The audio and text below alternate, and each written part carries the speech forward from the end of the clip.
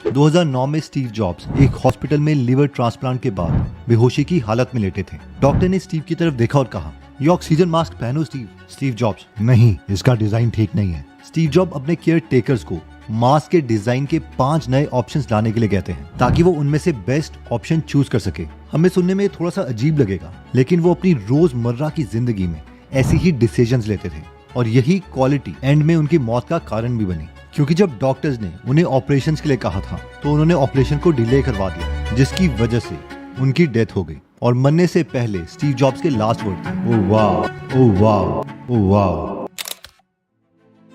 Steve Paul jobs का जन्म 24 फरवरी 1955 को यूएस के सैन फ्रांसिस्को में हुआ था। इनका रियल नाम अब्दुल लतीफ जंदाली था। इनकी बायोलॉजिकल मदर, यानी जिन्होंने इन्हें एक्चुअल में पैदा किया था, वो एक स्विस जर्मन अमेरिकन स्टूडेंट थी जो कि यूनिवर्सिटी ऑफ विस्कॉन्सिन में ग्रेजुएशन कर रही थी। यहीं पर ये अब्दुल फतेह अल जंदाली से मिली, जो सीरिया की एक अमीर अरब फैमिली से थे। क्योंकि इन दोनों की शादी नहीं हुई थी, इसलिए इन्होंने अपने आने वाले बच्चे को किसी और को गोद देने का फैसला किया। लेकिन ये दोनों चाहते थे कि इनका बच्चा जिसके पास भी जाए वो कम से कम ग्रेजुएशन तक पढ़े लिखे होने चाहिए, ताकि इनके बेटे की परवरिश और पढ़ाई लिखाई अच्छे से हो। एक कपल जिनका नाम पॉल और क्लारा जॉब्स था, उन्होंने अब्दुल यानी स्टीव जॉब्स को गोद लेने का फैसला किया। ऑल्दो वो दोनों खुद ग्रेजुएट्स नहीं थे, लेकिन उन्होंने ये विश्वास दिलाया कि वो अब्दुल को कॉलेज जरूर भेजेंगे। अब्दुल को गोद लेने के बाद इस बच्चे का नाम इसके पेरेंट्स ने स्टीव जॉब्स रखा। स्टीव जॉब्स जब छोटे थे तभी उन्हें पता चल गया था कि उन्हें गोद लिया गया है। एक्चुअली हुआ ये था कि जब स्टीव जॉब्स 6 साल के थे तो अपने पड़ोस में रहने वाले एक लड़की के साथ खेल रहे थे। वो छोटी बच्ची स्टीव के साथ खेलते खेलते अचानक से बोली, स्टीव, तुम्हें पता है ये तुम्हारे असली माँ बाप नहीं है और तुम्हें गोद लिया गया है। ये सुनकर स्टीव रोते रोते अपने घर भाग गए। तब उनके पेरेंट्स ने इन्हें समझाया कि बेशक ये सच्चाई है, लेकिन वो दोनों स्टीव से बहुत प्यार करते हैं। बाद में स्टीव के रियल पेरेंट्स की भी शादी हुई और उन्होंने स्टीव की सिस्टर मोना सिम्पसन को जन्म दिया। ये दोनों भाई बहन हमेशा काफी क्लोज रहे। स्टीव अपने रियल बाप से इतने नाराज थे कि उन्होंने पूरी लाइफ अपने रियल बाप को नहीं देखा। बस वो एक बार अपनी रियल माँ से मिले और उनका शुक्रिया किया कि उन्होंने स्टीव को जन्म दिया और अबॉर्ट नहीं करवाया। स्टीव बचपन से ही बहुत क्यूरियस नेचर के थे। इनके बायोग्राफर वॉल्टर आइजैक्सन लिखते हैं कि इनकी इसी आदत की वजह से बचपन में इनके साथ 2 बड़े हादसे हुए। एक बार इन्होंने एक इलेक्ट्रिक सॉकेट में मेटल की पिन डाल दी, जिसकी वजह से इनका हाथ पूरे तरीके से जल गया। और दूसरी बात तो हद तब हो गई जब उन्होंने जहर खा लिया ये देखने के लिए कि इसे होता क्या है, जिसकी वजह से उन्हें इमरजेंसी रूम ले जाया गया और वो बाल बाल बचे। इसके कुछ टाइम के बाद इनकी नई फैमिली सैन फ्रांसिस्को से कैलिफोर्निया शिफ्ट हो गई। वहां जब इनकी स्कूलिंग शुरू हुई तो उनको क्लासेस बहुत बोरिंग लगती थी। वो इस बोरियत को दूर करने के लिए स्कूल में कुछ ना कुछ करते रहते। एक बार उन्होंने अपनी क्लास में सांप छोड़ दिया और एक बार अपने टीचर के टेबल के नीचे बॉम्ब फोड़ दिया। इनकी इन्हीं हरकतों की वजह से इनको स्कूल से बार बार वापस घर भेज दिया जाता था, लेकिन इनके पेरेंट्स ने इन्हें एक बार भी नहीं डांटा। स्टीव ने आगे चलकर ये एडमिट किया कि ये स्कूल बहुत ही बेवकूफी वाला सिलेबस पढ़ाते थे, जिसकी वजह से इनका मन कभी भी नहीं लगता था। अब जब स्टीव जॉब 4th स्टैंडर्ड में हुए तो उनके टीचर ने नोटिस किया कि स्टीव जॉब्स के लिए सिलेबस बहुत आसान था। इसलिए उन्होंने स्टीव के पेरेंट्स को सजेस्ट किया कि स्टीव को 4th क्लास की जगह 2 क्लास छोड़ के 6th स्टैंडर्ड में एडमिट करवाना चाहिए। शुरू में स्टीव के पेरेंट्स ने ये चीज एक्सेप्ट नहीं करी, बट फाइनली स्टीव को दूसरे स्कूल में 6th में एडमिशन दिलवा दी। अब दूसरे स्कूल में 6th क्लास के बच्चों के साथ इनके बहुत झगड़े होते क्योंकि ये वहाँ पर छोटे थे। एक बार तो स्टीव जॉब इतने थक गए कि उन्होंने घर आकर अपने पेरेंट्स को कह दिया कि प्लीज आप मुझे स्कूल से निकाल दीजिए, वरना मैं वहाँ कभी भी नहीं जाऊंगा। तो उनकी स्कूल लाइफ तो कुछ ऐसी ही चल रही थी, लेकिन क्योंकि ये सिलिकॉन वैली में ग्रो हो रहे थे, जिसकी वजह से इनके आसपास बहुत से इंजीनियर्स रहते थे। उन्हीं में से एक इंजीनियर का नाम था लैरी लैंग, जो आगे चलकर स्टीव जॉब के बहुत खास मेंटर भी बने। एक बार लैरी ने स्टीव को एक बहुत ही इंटरेस्टिंग एक्सपेरिमेंट दिखाया। उन्होंने एक कार्बन माइक्रोफोन, एक बैटरी और एक स्पीकर लिया और अपनी गाड़ी में डालकर वो माइक में कुछ बोलने लग गए और ये आवाज स्पीकर में बहुत जोर से आ रही थी। अब स्टीव जॉब्स के फादर ने स्टीव को बताया था कि ये काम बिना इलेक्ट्रॉनिक एम्पलीफायर के नहीं हो सकता, पर लैरी का सिस्टम बिना इलेक्ट्रिसिटी के काम कर रहा था। स्टीव जॉब्स भागकर घर गए और उन्होंने अपने फादर से इस बात पर बहस करी। जब उनके फादर ये नहीं माने तो स्टीव अपने फादर को लैरी के घर लेके गए और अपने डैड को प्रूव किया कि बिना एम्पलीफायर के भी आवाज को इंक्रीज किया जा सकता है। लैरी से बहुत इंप्रेस हुए और आने वाले सालों में लैरी ने स्टीव को इलेक्ट्रॉनिक्स के बारे में खूब सिखाया। फॉर एग्जाम्पल, एक बार उन्होंने स्टीव को हेल्थ किट से भी इंट्रोड्यूस किया। ये एक ऐसी किट्स थी जिसमें टेलीविजन रिसीवर और रेडियो इक्विपमेंट जैसी आइटम्स को बनाने के डिटेल्ड इंस्ट्रक्शंस दिए होते थे। इन किट्स ने स्टीव को न केवल ये सिखाया कि ये चीजें कैसे काम करती हैं, बल्कि इन्होंने यंग स्टीव को ये विश्वास दिला दिया कि टेलीविजन और रेडियो जैसी दिखने वाली कॉम्प्लेक्स चीजें भी एक्चुअल में आसान होती हैं और उन्हें समझा जा सकता है। खैर, जैसे ही स्टीव 17 साल के हुए, उन्हें कॉलेज में डाल दिया, क्योंकि उन्होंने स्टीव के एक्चुअल पेरेंट्स से वादा किया था। अब स्टीव के पेरेंट्स ने एक ऐसा कॉलेज ढूंढा जो स्टैनफोर्ड जितना महंगा था, जिसमें स्टीव के पेरेंट्स अपनी जिंदगी भर की कमाई इसमें लगा रहे थे, और ये स्टीव जॉब्स को बिल्कुल भी पसंद नहीं आया। स्टीव जॉब्स अपनी स्टैनफोर्ड कमेंसमेंट स्पीच में बताते हैं, तब मुझे नहीं पता था कि मुझे आगे लाइफ में क्या करना है, और ना ही ये कॉलेज इसमें मेरी कोई मदद कर सकता था, इसलिए मैंने ड्रॉप आउट करने का डिसीजन लिया। उस टाइम ये डिसीजन मुझे बहुत डरावना लग रहा था, लेकिन आज जब मैं पीछे मुड़कर देखता हूँ तो मुझे ये अपनी लाइफ का सबसे बेस्ट डिसीजन लगता है। स्टीव ने जब ड्रॉप आउट किया तो वो अपने दोस्तों की गैलरी में सोए रहते थे। वो कोक की खाली कैंस बेचकर खाना खाते थे और हर संडे हरे कृष्णा टेम्पल में खाना खाने के लिए 60 किलोमीटर पैदल चलते थे।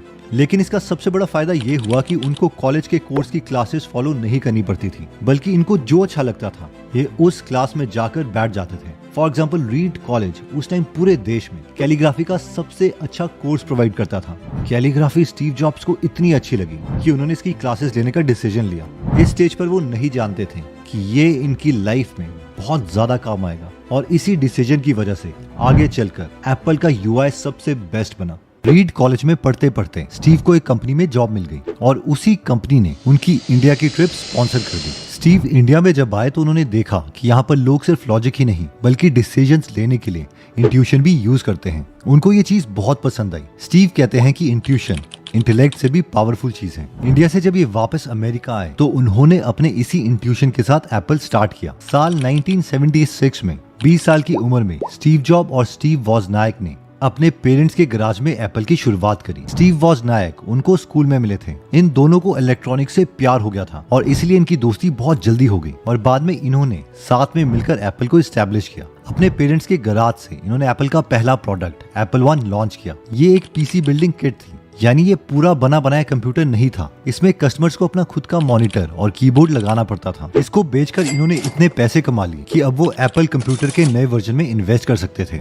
इसके बाद इन्होंने इसका अपडेटेड वर्जन एप्पल 2 लॉन्च किया, और ये पर्सनल कंप्यूटिंग की दुनिया में रेवोल्यूशन लेके आ गया। इस पॉइंट पर उन्होंने इन्वेस्टर से पैसे भी लिए, और अपने 22nd बर्थडे होने से 1 महीने पहले वो एक मिलियनर बन चुके थे। और इसके एग्जैक्टली 10 साल के बाद एप्पल $1 बिलियन यानी 8,000 करोड़ की कंपनी बन चुकी थी। अब ये $1 बिलियन की कंपनी बनाना इतना भी आसान नहीं था, क्योंकि 1984 में जब स्टीव 29 साल के थे, उस वक्त उन्होंने अपनी बेस्ट क्रिएशन मैकिंटॉश को लॉन्च किया था, जिसे आज हम मैक कहते हैं, जिसके बाद उन्हें उन्हीं की कंपनी से निकाल दिया गया। एक्चुअली हुआ यह था कि स्टीव जॉब्स मैक का नया वर्जन लॉन्च करना चाहते थे, जिसमें बहुत पैसे लगने थे, लेकिन जॉन स्कली, जिन्हें स्टीव जॉब ने पेप्सी से हायर किया था, वो चाहते थे कि मैक की R&D में पैसे ना खर्च हों, बल्कि एप्पल के एग्जिस्टिंग प्रोडक्ट को बेचने के लिए पैसे खर्च होने चाहिए। स्टीव और जॉन स्कली के बीच में बहस छिड़ गई, और एप्पल कंपनी के बोर्ड ऑफ डायरेक्टर्स ने भी स्कली की साइड ले ली, और स्टीव को एप्पल छोड़ के जाना पड़ा। इस वक्त स्टीव को लगा कि वो एक फेलियर है। उन्हें बहुत दुख हुआ,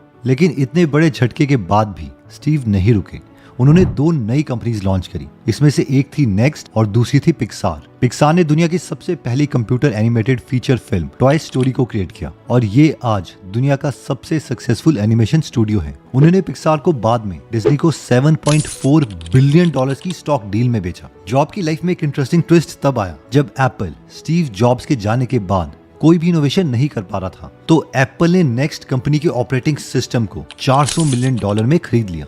अब क्योंकि एप्पल इनोवेशन नहीं कर पा रहा था, तो 1997 में स्टीव जॉब्स को वापस एप्पल में बुलाया गया। इस वक्त पर एप्पल कंपनी का दिवालिया होने में कुछ 90 दिन बाकी थे, क्योंकि दुनिया में लोग बिल गेट्स की कंपनी माइक्रोसॉफ्ट के विंडोज कंप्यूटर खरीद रहे थे, ना कि एप्पल के मैक। एप्पल को बैंकरप्सी से बचाने के लिए स्टीव जॉब्स ने 2 सबसे बड़े काम किए। सबसे पहले तो उन्होंने अपने कॉम्पिटिटर बिल गेट्स से एप्पल के लिए $150 मिलियन की इन्वेस्टमेंट ले ली। फिर जॉब्स ने इन्हीं पैसों को अपने बेस्ट प्रोडक्ट्स की एडवर्टाइजिंग के लिए इस्तेमाल किया। दूसरा, उन्होंने लॉ ऑफ एलिमिनेशन के कॉन्सेप्ट को यूज किया, यानी उन्होंने एप्पल में चल रहे मैक्सिमम प्रोजेक्ट्स को पहले तो बंद करवा दिया। वो कहते थे कि जितना इंपॉर्टेंट ये डिसाइड करना है कि हमें करना क्या है, उतना ही इंपॉर्टेंट ये भी डिसाइड करना है कि हमें क्या नहीं करना है। वो व्हाइट बोर्ड पर जाकर अपने एम्प्लॉय से पूछते, मुझे अपनी टॉप 10 चीजें बताओ। इसके बाद जॉब्स टीम मेंबर के सजेशन को नोट करते। उसके बाद वो अपनी टीम को कहते कि इन 10 चीजों को डिक्रीजिंग ऑर्डर ऑफ इंपॉर्टेंस में लिखो। फिर वो इनमें से आखिरी 7 चीजें काट देते और कहते कि हम सिर्फ इन टॉप 3 चीजों पर फोकस करेंगे। ये शार्प फोकस उनकी पर्सनैलिटी का सबसे स्ट्रॉन्ग कंपोनेंट था। इन्होंने इस क्वालिटी से केवल एप्पल ही नहीं बल्कि गूगल की भी हेल्प की थी। असल में इनकी लाइफ के पास्ट फेज में लैरी पेज इनसे राय लेने आए। लैरी पेज गूगल का कंट्रोल दोबारा से लेना चाहते थे। उस वक्त भी जॉब्स ने लैरी को यही सजेस्ट किया कि आप ये फिगर आउट करो कि गूगल अपने बेस्ट फेज में क्या करना चाहता था और आप आज ही उन 5 प्रोडक्ट पर फोकस करो जो गूगल को उसके बड़े गोल के करीब ले आए। स्टीव ने कहा, इन 5 को छोड़कर बाकी सबको कट डाउन कर दीजिए क्योंकि आपका फोकस और आपकी एनर्जी को खत्म कर देगा। लैरी पेज ने इनकी एडवाइस को फॉलो किया और इसी तरीके से गूगल ने अपने सबसे पावरफुल प्रोडक्ट्स को लॉन्च किया। इसके बाद उनकी नेक्स्ट इंपॉर्टेंट क्वालिटी थी उनका परफेक्शन के लिए पागलों वाला क्रेज। फॉर एग्जाम्पल, जब वो आईफोन का लॉन्च करने वाले थे तो आईफोन की स्क्रीन प्लास्टिक से बनी थी। लॉन्च से पहले आईफोन का प्रोटोटाइप स्टीव ने अपने पास जेब में रखा था, जिसके साथ वो घर की चाबियां भी रखते थे। उन्होंने नोटिस किया कि आईफोन की स्क्रीन में स्क्रैचेस पड़ जाते हैं। उन्होंने अपने इंजीनियर्स को कह के प्रोडक्शन रुकवा दी और कहा कि इसमें ग्लास लगना चाहिए क्योंकि इसमें स्क्रैचेस बहुत कम लगते हैं और इसकी फील भी बहुत अच्छी है।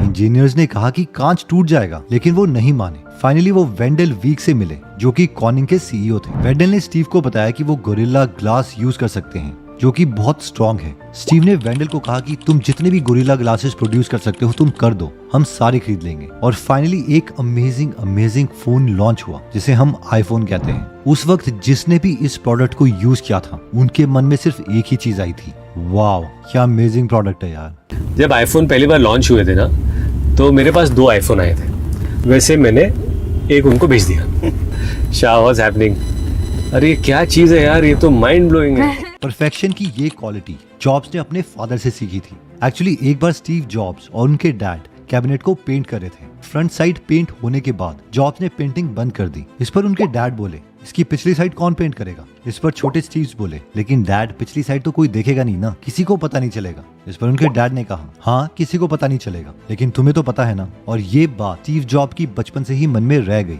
जॉब्स ने इस लेसन को एक मशीन के सर्किट बोर्ड में भी अप्लाई किया। उन्होंने अपने इंजीनियर्स को बोला कि चिप्स को वो इतना नीटली अरेंज करे ताकि उनका सर्किट बोर्ड एकदम नीट और क्लीन दिखाई दे। जॉब्स के इस फीडबैक ने उनके इंजीनियर्स को चौंका दिया क्योंकि सर्किट बोर्ड मशीन के अंदर बहुत ही टाइटली फिट होना था। वो चिप कभी भी किसी कंज्यूमर को दिखाई नहीं देनी थी, न ही उस चिप की वजह से बाहर कंप्यूटर की दिखावट में कोई फर्क पड़ना था। लेकिन फिर भी स्टीव जॉब्स नहीं माने और इंजीनियर्स को उनकी बात माननी पड़ी। और तो और परफेक्शन को लेकर उनका क्रेज इतना हाई था कि वो अपने घर का फर्नीचर भी नहीं खरीद पाते थे। परफेक्ट फर्नीचर ना मिलने के कारण वो घर में बहुत ही कम फर्नीचर रखते थे। 2003 में स्टीव जॉब्स के पेट में दर्द हुआ और स्कैन से पता चला कि उनके पैंक्रियास में ट्यूमर है। डॉक्टर ने कहा कि ये उतना ज्यादा खतरनाक नहीं है, लेकिन फिर भी उनको कहा कि जल्दी से जल्दी वो ऑपरेशन करवा लें।